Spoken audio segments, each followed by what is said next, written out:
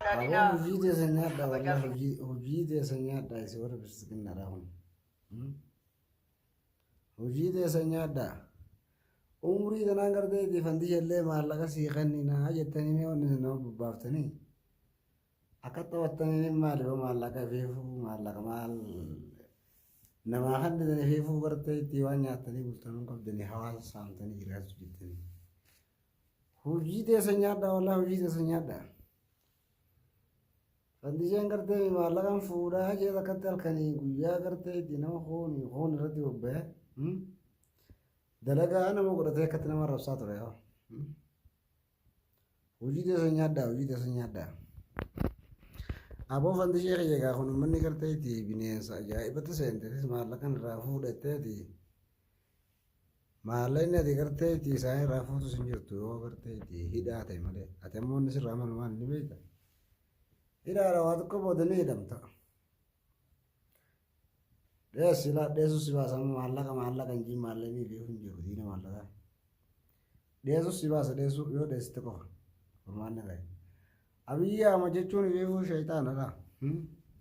Orsi darbee taa'ee sitti qoflaa beeka. Odoo ati maallaqa dahaba maal manaan si ijaaraa jechuudha. Sallii ta'uu dura si baasa. Hin amanii waan akkanaa abadan. Bineensi gartee mataa namaa kaatee yaa'u beeka hundi isaaniitu. Kan dabalamtee ati bineensa wajjin uffata bineensaa uffattee halkanii guyyaa asii badhaadhinni jettee afaan banaa turte gaayin warra hojii teessii galchallaa hojii tee nyaadhu. Hojiin tee asii baaftu gaafan diye. Duraan nagaan lallabdee Allahumma salli wasallim jettee nagaan jiraatta. Dhayitee qaraqqaroo seente gaa'e tana hidhuuma hidhaadha gaa. Galanni siif deebi'atillee. Uummata kana jala fiiguu gartee dinamii guddisee bar. Hojii isaa argata hojii isaa nyaata. Fandishee kiyyallee gartee mee ammalaa. Amma duudaa us maraqa amma si obaasanii. Maallaqa maal fuutaa itti.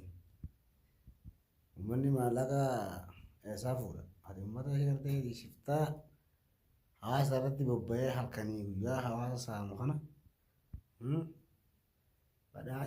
Badhaa'ina.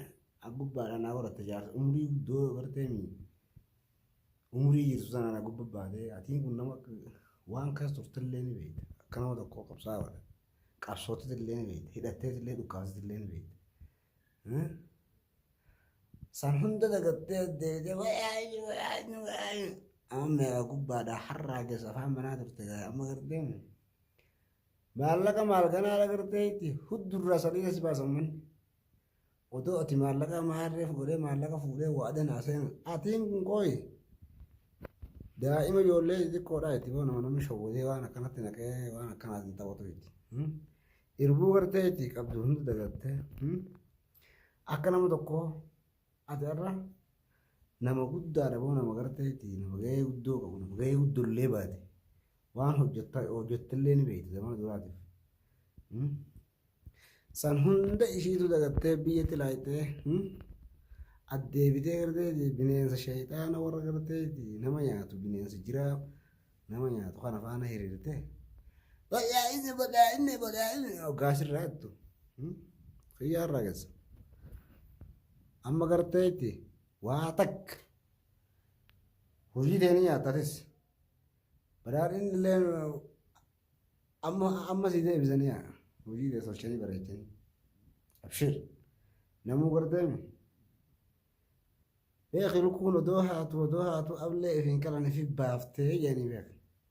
Atillee nama tolchitee bareechitee dhuftee horaan dhuftee abshir maallaqa fuutaas uummanni immoo hidhaa jiraayee gartee huddurraa sadii si baasa. Osoo ati maallaqan fuudhaa jettu abshir gana fuudhamu keessaa. Reeffa boo mucaa kiyya gartee osoo ishee ilmoon haadha biratti duutu osoo gartee haati ilmoo biratti duutu san hunda dagattanii isin akka keessaa gartee warreen biyya keessa jiru warreen biyya alirraa itti galu namni hundi gartee oromootu waan if galu yaada afaan manteet